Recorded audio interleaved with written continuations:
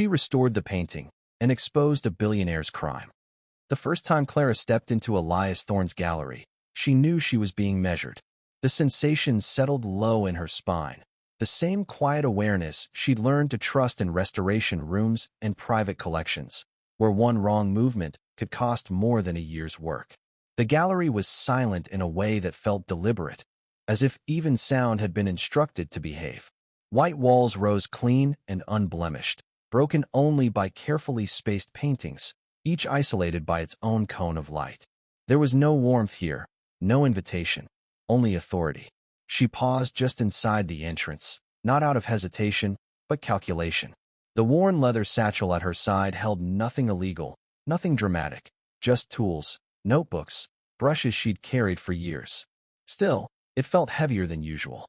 She adjusted the strap and took a slow breath. At the far end of the gallery, a man stood waiting. Elias Thorne did not approach her. He did not smile, did not pretend this was a meeting between equals. He simply watched. Tall, impeccably dressed, hands clasped behind his back, he blended almost too well into the architecture of the space. If the gallery were stripped bare, Clara thought, he would still belong here. "You're late," he said, his voice carrying easily across the distance. There was no irritation in it, no accusation, just fact. "The trains were delayed," Clara replied. She did not apologize.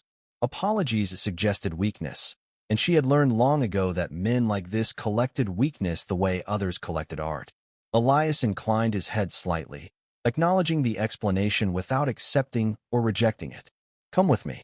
He turned and walked toward a side corridor without checking if she followed. She did. Her steps echoed softly against the polished floor, each one measured, controlled. She refused to let herself feel like a guest here. She was labor.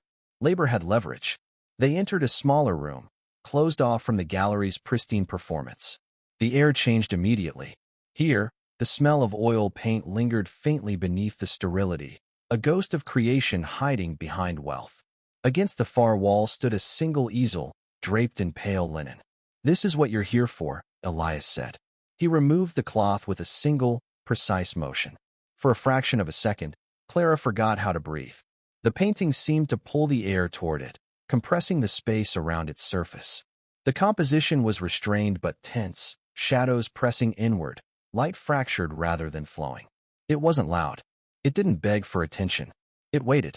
Her eyes moved instinctively, dissecting what emotion refused to process. Brush pressure, layering, the subtle aggression in the lower left quadrant. The way the darker tones had been coaxed, not forced. She knew this hand. Her fingers curled slowly against her palm, nails biting skin just enough to keep her grounded. "How long have you owned it?" she asked, careful to keep her voice even. 3 years, Elias replied. "Private acquisition. Authenticated by 2 independent experts. Fully insured." She stepped closer, stopping just short of the invisible boundary she'd learned never to cross without permission. Up close, the control was undeniable.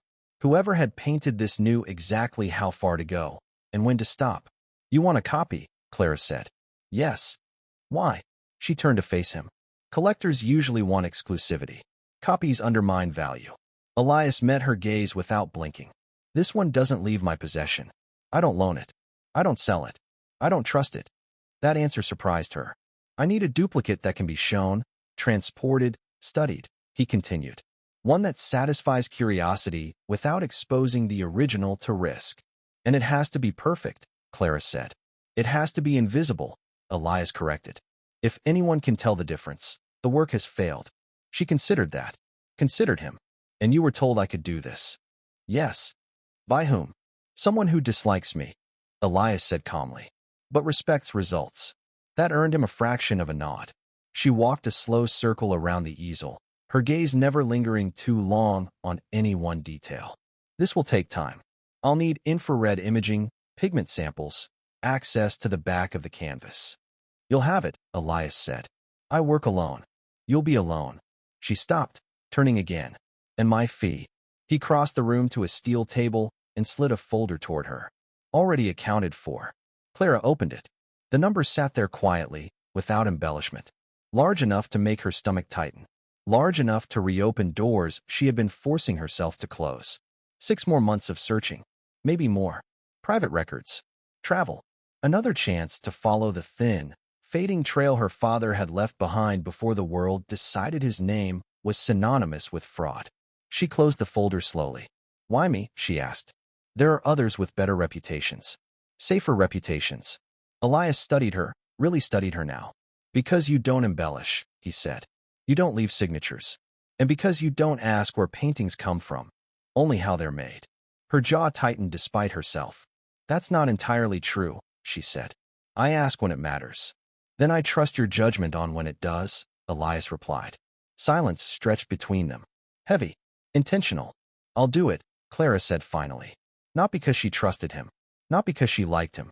But because the painting on the easel had already begun to speak to parts of her she'd tried to bury. Elias inclined his head once, the smallest acknowledgement of victory. My driver will take you to the studio. Everything you requested will be there by morning. She turned to leave, then paused. One condition, Elias added. She looked back. You're late. His mouth twitched, almost a smile. If you discover anything unusual about the painting, you tell me immediately. Her pulse jumped, sharp and traitorous. Unusual how? Anything that doesn't belong, he said. She held his gaze for a long second, searching for something. Suspicion, manipulation, curiosity. She found only control. Of course, she said. Outside, the air was colder, the city louder, less disciplined. As the car pulled away from the gallery, Clara allowed herself one glance back. Elias Thorne stood behind the glass wall, framed by art and light, already distant, already sealed off. He thought he had hired a specialist. He had no idea he had just put his hands on the edge of a truth that could ruin them both. Clara did not sleep that night. The studio Elias Thorne had provided was immaculate to the point of sterility. High ceilings, northern light filtered through industrial windows, every surface cleaned, as if contamination were a sin. It was the kind of space designed to impress patrons, not artists. Still, it had what mattered. Controlled lighting, climate regulation, and the painting itself, now secured on a reinforced easel at the center of the room. She stood before it long after midnight, coat still on, satchel untouched at her feet. At first, she worked the way she always did, methodically, emotionally detached. She photographed the surface in high resolution, mapped the visible brushwork, noted the craquelure patterns. Everything confirmed what her instincts had already told her. The painting was technically flawless. Too flawless. By early morning, she had set up the infrared scanner. The hum of the machine was low and steady, almost soothing. Clara watched the monitor as the first layers appeared. Ghosts beneath the surface, earlier decisions, abandoned lines. This was the part she loved. Paintings lied on the surface. Underneath, they told the truth. The first pass showed nothing unusual. The second pass made her lean closer. There you are, she murmured. Beneath the final composition, just above the lower edge of the canvas, something emerged that did not belong to the painting's visible logic. A disruption in the layering. A deliberate interruption. Her fingers hovered over the controls, heart beginning to pound. She adjusted the wavelength, refining the image. And then she saw it. A sequence of marks. Not letters, not at first glance. Small, almost careless variations in brush pressure and pigment density, woven into the underpainting. Invisible to anyone who didn't know exactly what to look for. Clara stepped back as if the screen had struck her. No, she whispered. Her mouth went dry. Her vision tunneled, the room tilting slightly as memory slammed into her with brutal clarity. Her father's voice, years ago, patient and precise. If you ever need to leave a message where no one will think to look, hide it in what they assume is chaos. Patterns are only invisible to people who don't believe they exist. This was his cipher. Not metaphorical. Literal. Her knees weakened. She reached for the edge of the table, gripping it hard enough that the metal bit into her skin. For a moment, she thought she might black out. The room felt suddenly too small, the air too thin. Her father was alive. Not free, but alive. The realization hit harder than grief ever had. Grief had been quiet, dull, survivable. This was sharp. This was violent. She forced herself back toward the monitor, blinking rapidly, fighting the burn behind her eyes. She deciphered the sequence automatically, muscle memory taking over where emotion threatened to drown her. Coordinates. A region. Not precise enough to be comforting, but unmistakable. Tuscany. A sound escaped her throat, half laugh, half sob, before she could stop it. She pressed her hand to her mouth, breathing through her fingers, grounding herself the way she'd learned to do when panic threatened to ruin careful work. She was not alone in the studio. The realization came a second too late. Behind her, footsteps. Controlled. Close. Clara. Elias's voice. She turned too fast, the world spinning. He was already there, standing far closer than she expected, his hand reaching out instinctively as her balance faltered. His fingers closed around her arm, steadying her before she could fall. For a brief, disorienting second, the contact froze them both. He had crossed her boundary. She had allowed it. "You're not well," he said quietly. Her breath came shallow, uneven. She could feel the warmth of his hand through the sleeve of her coat, the reality of him anchoring her to the present. Her voice failed her. Elias did not release her immediately. His grip was firm but not possessive, as if he were afraid she might disappear if he let go. "Sit," he said, guiding her toward the chair without waiting for permission. She resisted at first, pride flaring, but her legs betrayed her. She sank down, head dropping forward as she fought to regain control. "What did you find?" Elias asked. The question was measured. Too measured. Clara looked up at him, her eyes sharp despite the tremor running through her. "You said if I found something unusual, I should tell you." "I did." She swallowed. "This painting is a forgery." Elias did not react immediately. No outburst. No denial. Just a tightening around his eyes. "I know," he said after a beat. That stopped her cold. "You know?" she repeated. "Yes," Elias replied. "Or at least, I suspected. The provenance never sat right with me." Her laugh came out brittle. "This isn't just any forgery." He studied her face now, something shifting behind his control. "Go on." "It was painted by my father," Clara said. "Henry." The name landed between them like a dropped glass. Elias exhaled slowly, the sound barely audible. "Henry," he repeated. "That's not possible." "He disappeared after being accused of mass falsification," Clara said. "His work was seized. His reputation destroyed." "And you believe he painted this recently?" Elias said. "I don't believe it," she snapped. "I know it. There's a hidden message beneath the paint. A cipher only he uses." Silence stretched, heavy and electric. Elias turned toward the monitor, studying the image she'd left on the screen. He didn't need her to explain what he was seeing, only what it meant. "If this is true," he said slowly, "then whoever sold me this painting is holding my father," Clara finished. Her hand shook now, no point hiding it. He wouldn't have left a message otherwise. He wouldn't risk it. Elias turned back to her. The distance between them felt different now. Charged. Shared. "You should have walked away," he said quietly. She met his gaze. "So should you." Another pause. Then, decisively, Elias straightened. "I'll help you find him," he said. Clara stared at him. "Why?" "Because someone used me," he replied. "And because your father mattered to me long before I knew your name." That surprised her more than anything else. "You help me expose whoever sold you this," she said, rising unsteadily to her feet. "And I'll finish the copy." "Perfectly." Elias nodded once. "Then we have an agreement." They stood there, surrounded by layers of lies and paint, neither of them untouched anymore. For the first time since her father vanished, Clara felt something dangerously close to hope. The gallery at night was a different creature. Gone were the controlled crowds, the polished murmurs, the soft reverence Elias curated during opening hours. Now the space belonged to shadow and echo. Emergency lights traced thin paths along the floor, leaving most of the walls in darkness. The paintings seemed to recede, as if relieved to no longer perform. Clara stood near the central hall, arms folded tightly across her chest, trying to slow her breathing. The events of the day still pressed against her ribs, too large, too real. The cipher. Tuscany.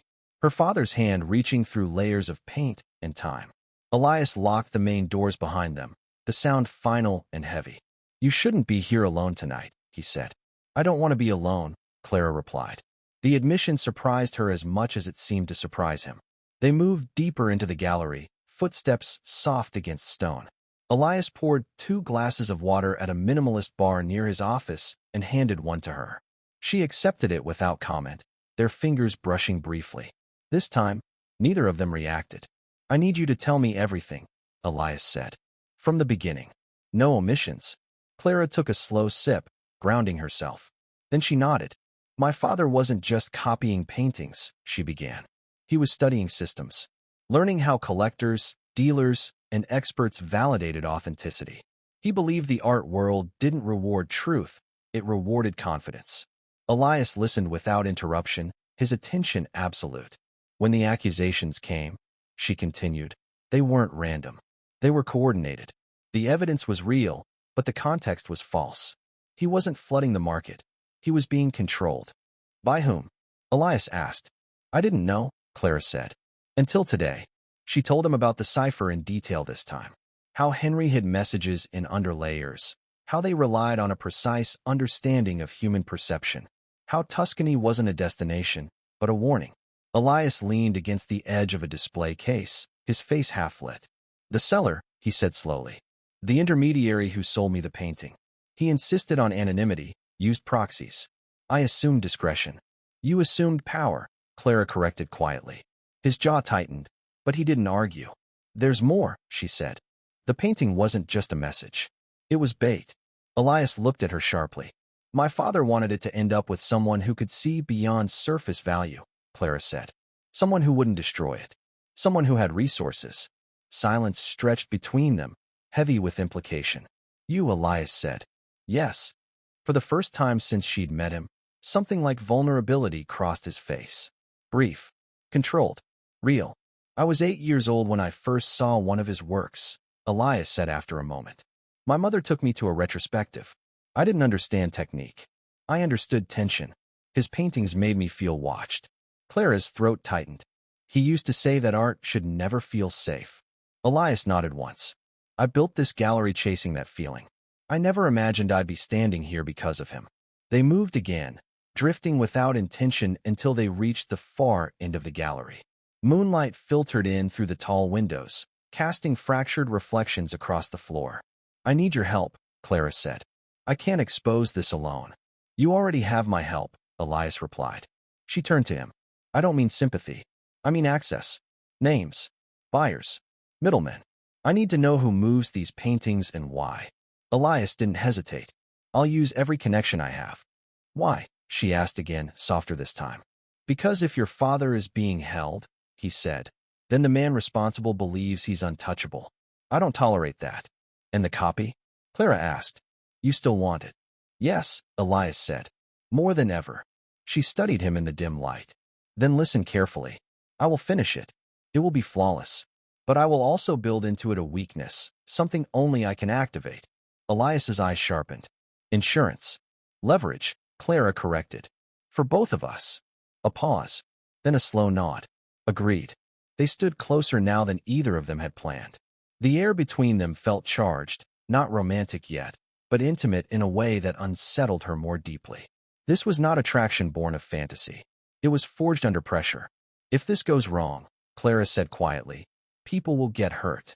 Yes, Elias replied. Including us. She met his gaze, steady despite the fear clawing at her chest. Then don't let it go wrong. He reached out, not to touch her, but to open a glass case beside them. Inside lay a small, worn sketchbook. This was his, Elias said. I bought it years ago. I thought it was nothing more than studies. Clara's breath caught.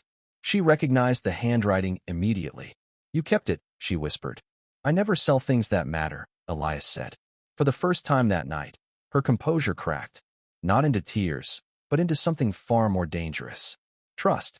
They stood there, surrounded by silent witnesses and unfinished truths, bound now by a promise neither of them could afford to break. Victor Grossman chose the hour deliberately. It was just past noon when Elias's private line rang, an encrypted channel used by exactly 3 people, none of whom ever called without warning. Elias was standing at the window of his office, overlooking the narrow street below, when the name appeared on the screen. He did not answer immediately. Clara, seated across the room at the long work table, felt the shift before she saw it. Elias went still in a way that had nothing to do with surprise. Control tightening, not breaking. Who is it? She asked. Elias finally accepted the call and put it on speaker. Elias Thorne. Came the voice, smooth and mildly amused. as if the man on the other end were smiling at a private joke. You took longer than I expected. Clara's spine straightened. Victor, Elias said. You're calling from a number you swore you'd never use. Yes, well, Victor Grossman replied lightly. Circumstances change. There was a faint clink in the background, glass against glass. Ice. Leisure. You sold me a painting under false pretenses, Elias said. That's not a circumstance. That's a mistake. Victor laughed softly. On the contrary, it was a perfect transaction. You paid. I delivered. You believed. Clara felt heat flood her chest. She leaned forward despite herself. Where is my father? The silence that followed was not confusion. It was satisfaction. So, Victor said after a beat, the little restorer speaks. Elias shot her a warning look, but it was too late. I'll ask again, Clara said, her voice steady only because she forced it to be. Where is Henry? Victor sighed theatrically. Alive. Productive. Irritatingly principled, given the circumstances, but alive. Clara's hands clenched under the table. You're holding him, Elias said flatly. Holding is such an ugly word, Victor replied. I prefer protecting. Tuscany can be dangerous for men of his reputation. Tuscany. The word landed like a blade sliding exactly where the cipher had pointed. Clara closed her eyes for a fraction of a second. Golden light. Rolling hills. A cage disguised as beauty. You forced him to paint, she said. I offered him an arrangement, Victor corrected. He paints. I ensure his safety. The market receives what it desires. Everyone benefits. That's not consent, Clara said. Victor chuckled. Neither is hunger or fear. Yet both are very effective negotiators. Elias's voice dropped. What do you want? Another pause. Longer this time. Clara, Victor said, ignoring Elias completely. You will come to Tuscany. Her breath hitched. You will see your father, Victor continued smoothly. Have wine with him. Walk the gardens. Convince yourself he's comfortable. Elias turned sharply toward her. No. In exchange, Victor said, you will give me something far more valuable than a copy. Clara already knew the answer. You will betray Elias Thorne. The word hung in the air, heavy and explicit. You will give me access to his priming operation, Victor went on. The documentation. The authentication chain. The things he guards so carefully he doesn't even trust himself with them. That's impossible, Elias snapped. Victor laughed again. Nothing is impossible when love enters the equation. Clara stood abruptly, the chair scraping softly against the floor. Her heart pounded so loudly she was certain both men could hear it. You're using him as bait, she said. I'm offering you a choice, Victor replied. A rare luxury. Elias moved toward her, lowering his voice. Don't answer him. Victor heard it anyway. Take your time, he said pleasantly. But not too much. Henry isn't young. And inspiration, as you know, can be exhausting. The line went dead. The room felt suddenly too quiet, too empty without the sound of Victor's voice to absorb the tension it had created. Clara stared at the dark screen, her vision blurring at the edges. He knows, she said faintly. He knows exactly how to do this. Elias placed a hand on the table, grounding himself. He's bluffing. No, Clara said. He's confident. She turned to face Elias, fear and fury colliding behind her eyes. He wants me to break you. Elias held her gaze, unflinching. And will you? The question was not accusatory. It was real. Clara swallowed hard. If I don't go, my father stays there. And if you do, Elias said quietly, Victor gets everything he needs to destroy us both. She pressed her hands against her temples, fighting the spiral. Every instinct screamed at her to run, to take Victor's offer, to see her father with her own eyes, to confirm that the cipher hadn't lied. He chose Tuscany because it's beautiful, she whispered. Because cages look kinder when they're covered in gold. Elias stepped closer, close enough now that she could feel his presence without touching. Victor is counting on isolation, on panic, on you believing you're alone in this. She looked up at him. I'm not. No, he said firmly. You're not. A long silence followed. Not empty, decisive. He thinks you'll betray me, Elias continued. So we let him believe that. Clara's breath caught. You want me to walk into his trap? I want you to control it, Elias replied. You don't give him access. You give him a performance. Her pulse quickened, fear giving way to something sharper. That's dangerous. Yes. And if he hurts my father? He won't, Elias said. Not yet. Henry is leverage. Victor doesn't discard leverage. Clara closed her eyes, steadying herself. When she opened them, something in her expression had changed. All right, she said. I'll go to Tuscany. Elias reached out then, stopping just short of touching her arm, as if checking himself at the last second. You won't go alone. She met his gaze. He can't know that. He won't, Elias said. But every step you take, I'll be 2 moves ahead. The plan was forming already, dangerous and fragile and necessary. Somewhere in Tuscany, Victor Grossman believed he was tightening the leash. He had no idea he had just invited the collapse of his own golden cage. The studio no longer felt like a place of creation. It had become a war room. Morning light spilled through the high windows, catching dust motes in the air, but nothing in the room was soft now. The painting stood at the center, stripped of its romantic weight and reduced to function. Canvas. Pigment. Deception. Clara tied her hair back with mechanical precision, sleeves rolled, mind locked into a narrow, dangerous focus. Fear was still there. She could feel it, coiled and restless, but it had been pushed aside, repurposed into something sharper. Elias stood a few steps away, jacket off, shirt sleeves rolled in a mirror of her posture. On the table between them lay documents, pigment samples, infrared prints, and a single blank canvas stretched tight and waiting. This isn't about beauty, Clara said, breaking the silence. It's about provocation. Elias nodded. Victor won't move Henry unless he believes the stakes have changed. She approached the blank canvas, resting her palm lightly against it. Then we give him something he can't ignore. She began sketching in charcoal, fast and sure. The composition took shape quickly, not an imitation of the original painting, but an echo of its tension. Similar balance. Familiar violence in the negative space. Enough to trigger recognition without revealing intent. A lost work, Elias said, watching the lines emerge. Or something rumored to exist. Both, Clara replied.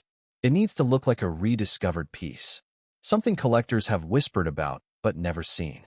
And something Victor would risk exposure to authenticate. Yes. She moved to the pigments next, grinding carefully, selecting tones that would age convincingly under scrutiny. As she worked, she spoke continuously, thinking out loud. I'll build it in layers he can't resist dissecting. False confidence on the surface. A trap underneath. Elias leaned closer. Explain. I'll embed a chemical marker, Clara said. Colorless. Harmless. Undetectable without activation. When exposed to a specific solvent, it will bloom under UV light. Proof that the painting is mine. Elias's gaze sharpened. A signature that appears only when you want it to. Exactly. And Victor won't see it coming, Elias said. No, Clara replied. Because he believes authorship belongs to power, not craft. She worked for hours, the room filled with the quiet sounds of preparation. Brushes rinsed. Mortar scraped. The rhythm of deliberate action replaced conversation. At one point, Elias reached for a pigment jar, just as Clara did. Their fingers brushed, this time lingering by accident rather than shock. Neither of them pulled away immediately. You don't have to help with this part, Clara said softly. I know, Elias replied. I want to. She glanced at him, searching his face for hesitation. There was none, only commitment. Henry taught me this, she said, guiding his hand as they mixed the pigment. You let the color breathe. You don't force it. Elias followed her lead, movements careful, attentive. Their hands moved together, slow and precise, the space between them narrowing without either acknowledging it. This feels, Elias began, then stopped. Intimate. Clara finished quietly. Yes. She didn't deny it. The painting grew steadily under their combined focus. Not finished, far from it, but alive enough now to be dangerous.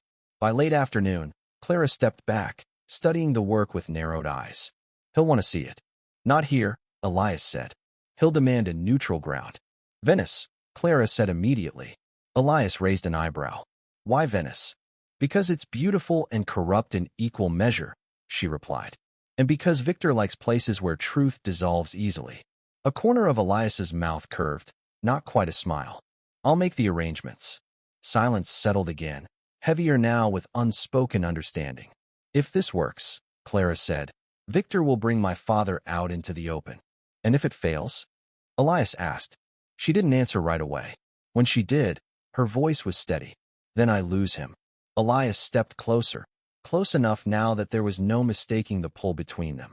We won't let it fail. She looked up at him. You're risking everything. So are you, he replied. For a moment, the world narrowed to the space between them. Paint-stained hands, shared breath, the fragile beginning of trust forged under threat. They did not touch. They didn't need to. The trap was set. Now all that remained was to see who would step into it first. The dress arrived in the early evening, delivered without ceremony. Clara found it laid out in the adjoining room of the studio, draped carefully over the back of a chair, as if it had always belonged there. No note, no explanation, just fabric catching the light in a way that made her stop short. Indigo, not blue, not violet, but the precise shade that lived between, deep, restrained, absorbing light rather than reflecting it. Silk, heavy enough to fall with intention. Elegant without decoration. Powerful without asking permission. She stood there longer than she meant to, arms folded, heart unsettled. Elias appeared in the doorway behind her. He didn't speak at first. It's not armor, he said finally. But it won't betray you. She turned slowly. You planned this. Yes. For Venice, she said. For Victor, Elias corrected. And for you. She let out a breath she hadn't realized she was holding. You don't usually buy things you're not certain about. I'm certain about this. That earned a quiet, disbelieving huff of laughter. You barely know me. I know how you move, Elias said. How you stand when you're deciding whether to trust someone. How you disappear into your work when fear gets too close. He stepped into the room, stopping a careful distance away. And I know you won't wear something that turns you into a spectacle. Her throat tightened. He was right. That unsettled her more than if he'd been wrong. She reached out, fingers brushing the fabric. It was cool, steady, real. I can't accept this, she said automatically. You already have, Elias replied. You just haven't admitted it yet. She didn't argue. Instead, she lifted the dress and went behind the screen without another word. When she emerged, the room felt different. The dress did not change her. It revealed her, composure sharpened, posture instinctively straighter, presence undeniable. Indigo against her skin made her look untouchable. Elias looked at her for a long moment and then deliberately looked away, as if acknowledging the reaction but refusing to indulge it. It fits, he said. Yes, she replied. It does. They returned to the main studio in silence, the weight of what was coming pressing down on both of them. Venice was close now. Victor. Tuscany. Henry. Clara stopped at the work table, hands braced against the surface. Before we go any further, there's something I need to know. Elias waited. You said my father mattered to you, she said. Before me. He didn't deflect. He didn't delay. When I was a child, Elias began, my mother took me to museums the way other parents took their children to churches. She believed art taught discipline. He paused, eyes distant. Your father's work didn't teach me discipline. It taught me fear. Clara turned slowly. Not terror, Elias clarified. Awareness. His paintings made me understand that beauty could accuse you, that it could see you more clearly than you saw yourself. He swallowed once. When the scandal broke, I believed it. Everyone did. But I kept one thing of his. A sketchbook.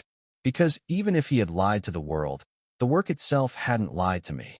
Her chest tightened painfully. You never tried to find him. I did, Elias said quietly. But I did it the wrong way. Through institutions. Through systems designed to erase men like him once they become inconvenient. Silence stretched between them, heavy but honest. I won't make that mistake again, he said. I will get him out, even if it costs me everything I've built. Something in Clara shifted then, something fundamental. Not relief, not gratitude. Alignment. They stood close now, no longer circling each other, no longer negotiating distance. The tension between them was no longer purely strategic. This is the last chance to stop, Clara said softly. Once we step into Venice, there's no clean exit. Elias reached out, not to touch her, but to rest his hand on the edge of the table beside hers, close enough that she felt the heat of him. I'm not looking for clean, he said. I'm looking for true. Her breath caught. She turned her hand slightly, their fingers brushing, this time intentionally. The contact was brief, controlled, devastating. They did not kiss. They did not need to. What passed between them was quieter and far more dangerous. Trust, given without guarantees. When they finally stepped apart, the plan was no longer theoretical. Venice awaited. And somewhere in Tuscany, a man who had hidden his voice in paint was about to be heard. Venice greeted them with mirrors. Water reflected stone. Stone reflected sky. Every surface seemed to lie just slightly, bending reality into something beautiful and unreliable. The boat cut through the canal with quiet authority, the sound of the engine swallowed by the city's constant breath. Clara stood near the bow, the indigo dress dark against the silver light. She kept her posture relaxed, her expression unreadable. From the outside, she looked like a woman arriving for a private negotiation, nothing more. Inside, every sense was sharpened to a blade. Elias remained a step behind her, invisible by design. To anyone watching, he was merely an escort, another shadow among many. Only Clara knew how carefully positioned he truly was. The Palazzo Victor Grossman had chosen rose from the water like a promise and a threat, restored to perfection, empty of warmth. They were led through narrow halls into a private salon overlooking the Grand Canal. Floor-to-ceiling windows stood open, letting in the damp air and the sound of distant bells. A single painting rested on an easel near the center of the room, shrouded in linen. Victor waited by the windows, a glass of wine in his hand. "Clara," he said warmly, as if greeting an old friend. "You came." She met his gaze without flinching. "You said I would see my father." Victor smiled. "Patience." He turned then, finally acknowledging Elias. "And you brought your patron." "How predictable." Elias did not respond. Victor gestured lazily toward the painting. "Shall we begin?" Clara stepped forward and removed the cloth. The priming piece revealed itself slowly, tension vibrating beneath its surface. Victor's expression changed immediately, interest sharpening into hunger. "Extraordinary," he murmured. "You captured his restraint." Clara said nothing. Victor circled the painting, eyes narrowing.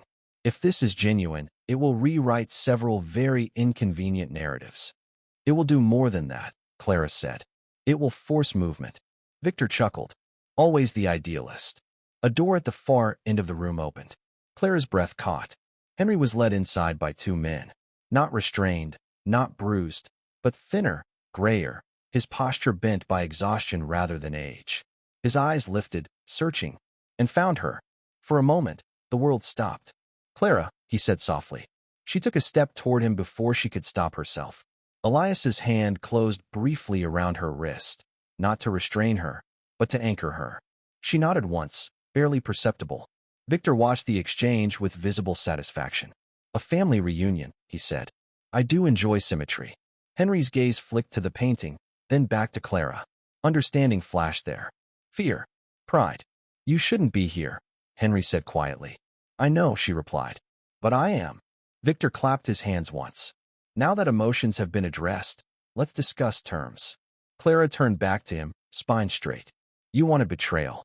Victor smiled. "Access." Elias finally spoke. "You won't get it." Victor's smile widened. "You already have it." He gestured toward the painting. "This isn't just bait. It's proof.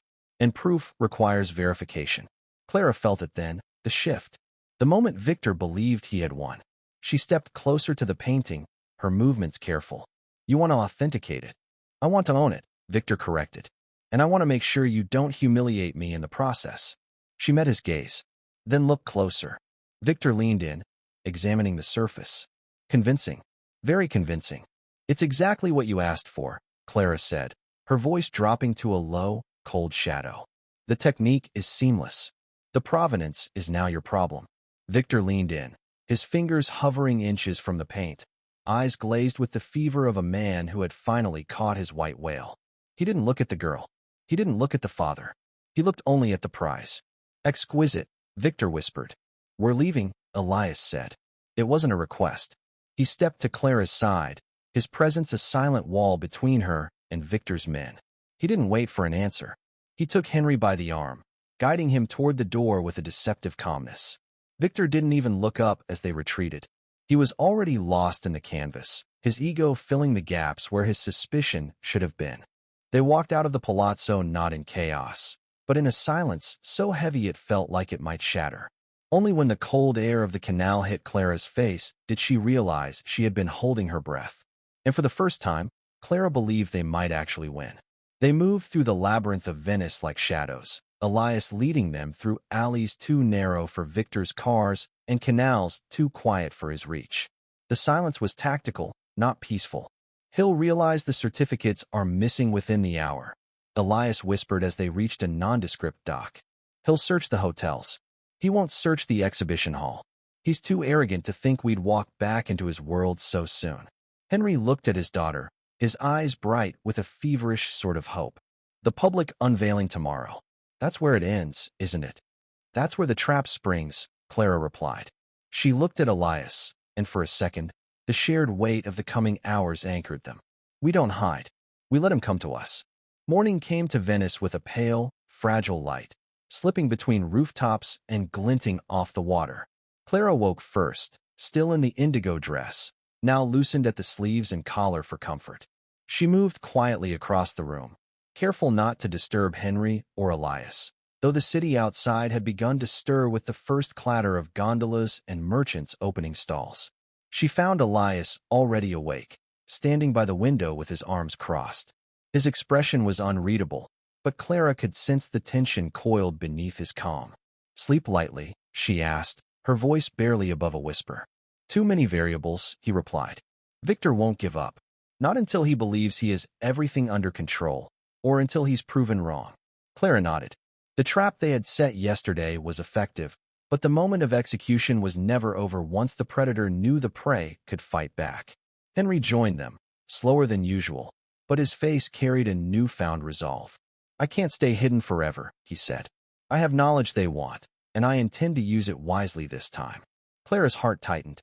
He sounded older, wiser, and far more determined. She glanced at Elias. His eyes softened ever so slightly as he regarded Henry. There was respect there, a recognition that the father she had feared losing was as formidable in his own way as anyone they had faced. The plan was simple in theory but perilous in execution. Clara would use her newly completed primal painting to draw Victor into a public space, ensuring the truth of her father's authorship would be undeniable. Elias would coordinate their allies and control access, and Henry would provide the evidence that could expose Victor beyond recovery. The morning passed in meticulous preparation. Clara checked the painting repeatedly, ensuring every layer, every hidden marker, every subtle imperfection was accounted for. Elias went through communications and logistics, confirming safe routes, emergency contingencies, and surveillance blind spots. Henry reviewed documentation and authentication records, providing context and proof that Clara alone could not produce. By early afternoon, they were ready. The exhibition hall was private, but sufficiently high-profile that word would spread instantly once Victor's deception was revealed. Clara carried the painting, Elias flanking her, Henry close behind. Victor arrived punctually, as expected, his confidence a mask over simmering irritation. "I trust the painting will meet expectations," he said smoothly. Clara set it on the easel and stepped back, letting the light fall across it. "Expectations," she said quietly, "are subjective." Victor leaned in, examining brushstrokes, pigments, and textures, entirely unaware of the chemical marker Clara had embedded. "Remarkable," he murmured. "Impeccable recreation." And then she activated the marker. Ultraviolet light bloomed across the surface, revealing signatures and hidden ciphers impossible to ignore. Gasps filled the hall.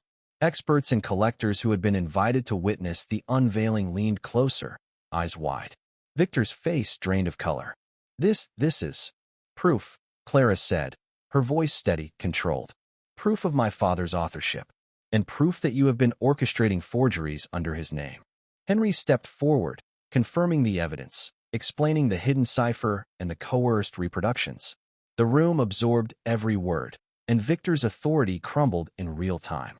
Elias moved next to Clara, subtly shielding her from Victor's instinctive lunge toward the painting. His hand brushed hers, not accidental this time, grounding her. Victor shouted, trying to regain control, but it was futile.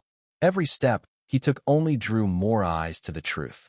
Officials, prearranged by Elias, entered discreetly, ensuring no violent escape. Finally, Victor was isolated, exposed, and restrained. Clara and Henry stood together, side by side, while Elias observed, vigilant. In that charged moment, Clara realized something profound. She had been searching for her father, for the truth, for justice. But she had also found a partner who understood strategy, risk, and trust in ways few could. Elias caught her gaze. A small, almost imperceptible nod passed between them, acknowledgement of what had been tested and survived. Victor's empire of control had collapsed, and in its ruins, Clara and her father were free. But the bond between her and Elias, built in shadows, stress, and shared purpose, was no longer theoretical. It had been forged in fire and would not be broken easily. The hall was silent now, save for whispers of astonished witnesses. For Clara, for Henry, and for Elias, the long nightmare had ended. And yet, beneath the relief, the pulse of unspoken connection remained, steady and undeniable. The battle was won, but the story, their story, was just beginning. Victor's empire of control had collapsed, leaving him a hollow man in a room full of witnesses. In the ruins of his reputation, Clara and Henry finally stood in the light, no longer ghosts, no longer tools. Elias didn't speak. He simply stood beside Clara as the officials led Victor away. He reached down, his fingers finding hers in the quiet space between them. It wasn't a gesture of ownership, but of arrival. The only original, he murmured, his voice for her alone. Clara looked at the painting, then at the man beside her, and finally at her father. For the first time, she didn't look back at the shadows. She looked forward.